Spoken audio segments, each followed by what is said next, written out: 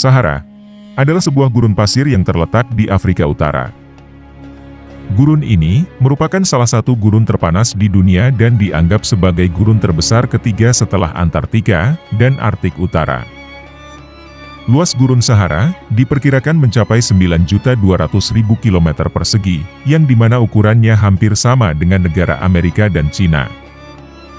Ukuran tersebut menjadikan gurun Sahara sebagai gurun terluas di benua Afrika, yang menyumbang sekitar 31% dari total luas benua tersebut. Gurun Sahara diyakini para peneliti sebagai salah satu daerah pertama yang menjadi pusat peradaban di Afrika.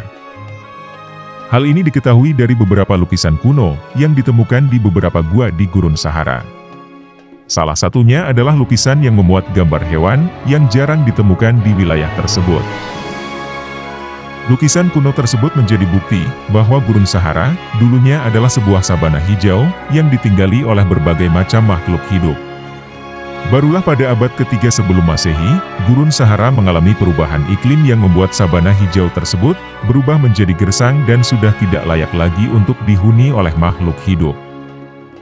Kebanyakan ilmuwan berpendapat, kekeringan yang terjadi di Gurun Sahara disebabkan oleh perubahan orbit bumi yang mempengaruhi insolasi matahari.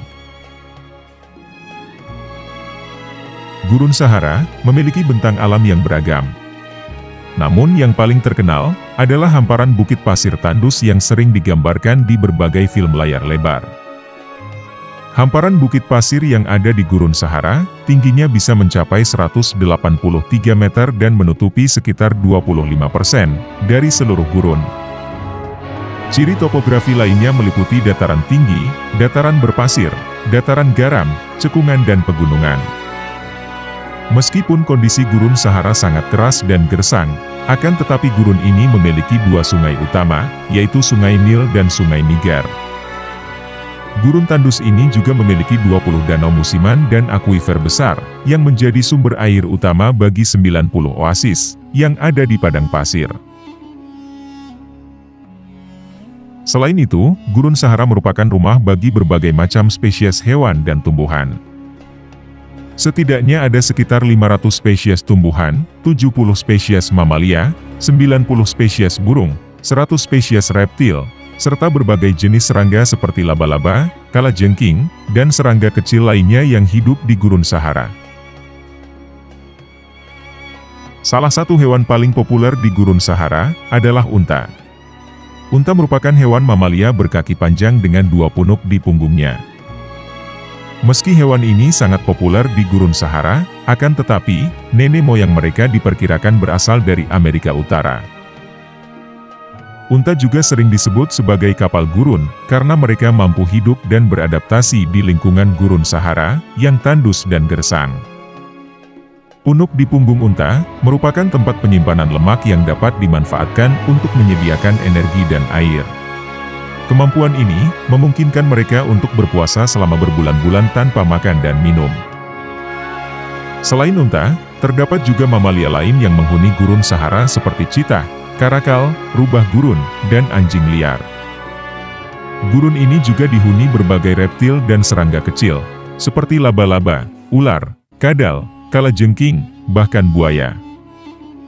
Beberapa spesies tumbuhan di gurun ini telah beradaptasi dengan kondisi kering Gurun Sahara, sehingga akar dari tumbuhan yang ada di Gurun Sahara mampu menjangkau jauh di bawah tanah untuk menemukan sumber air yang terkubur.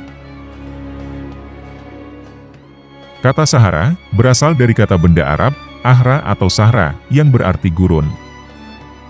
Gurun Sahara berbatasan langsung dengan Samudera Atlantik di barat, Pegunungan Atlas dan Laut Mediterania di utara, Laut Merah di timur, dan wilayah Sahel di selatan.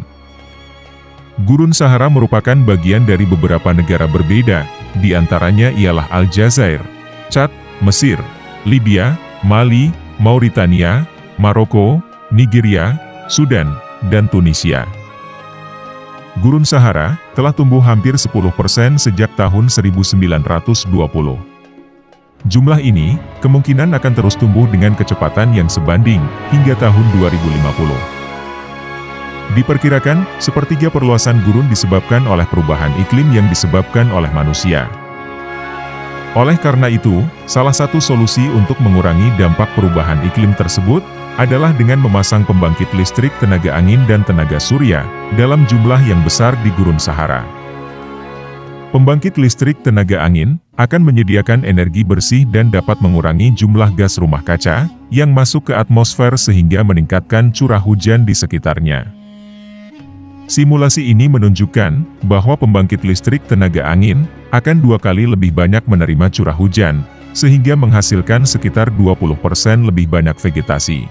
Sedangkan, simulasi pembangkit listrik tenaga surya memberikan hasil yang serupa.